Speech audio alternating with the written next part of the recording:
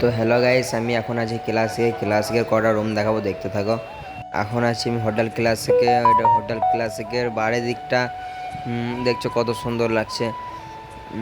চলো, সামনে রিসেপশন আছে। কটা রুম শেয়ার করবো তোমাদের সঙ্গে, দেখো রুমগুলো ভালো লাগলে আসবা। চলো দেখতে থাকো। গেছি, ঢুকছি রিসেপশন।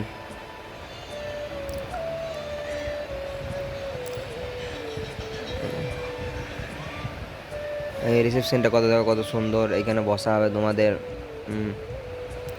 ম্যানেজার দুটো আছে এখন। চলো আজকে হোটেলের ডিটেলসটা দিয়ে দিচ্ছি ডিসক্রিপশানে বক্সে। হোটেলের ডিটেলসটা দিয়ে দেবো, তাও দেখতে থাকো। চলো এদিকে বলি রুম দেখাবে। চলো গেছি, দাদাটা আমাকে রুম দেখায় নিয়ে গেছে, তাই গেছি। এই লিফটে যাব, লিফটে দাদা টিপলো। চলো দেখতে থাকো গেছি। চলো আমরা এখন যাব 408 রুম দেখবো। দাদাটা রুম খুলেছে, 408-এ আছি আমরা। চলো 408-এর রুমটা দেখায়। এদিককার অতটা দেখা যাচ্ছে না, ফন্ডের সাইডে।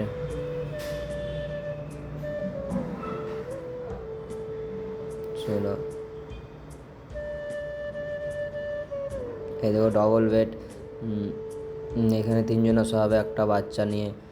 দুজন বড় মানুষ, একটা বাচ্চা নিয়ে শোয়াবে, তিনজনে শোয়াবে টোটাল। দেখতে পাচ্ছি রুমটা কত ঝরঝরে, কত সুন্দর লাগছে দেখতে।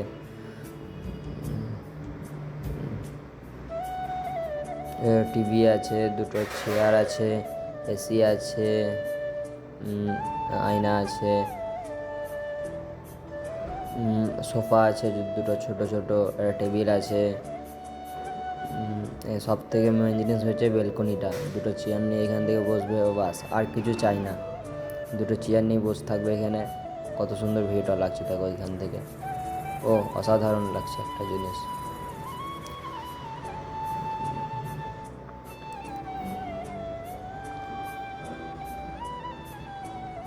এখানে যত রাত পর্যন্ত বসে থাকতে পারো, সে তোমাদের উপরে ডিপেন্ড করে। চলো একবার বাথরুমটা দেখা যাক। দেখো বাথরুমে বেসিং আছে, আয়না আছে, গিজার আছে। বাথরুমটা কত সুন্দর লাগছে।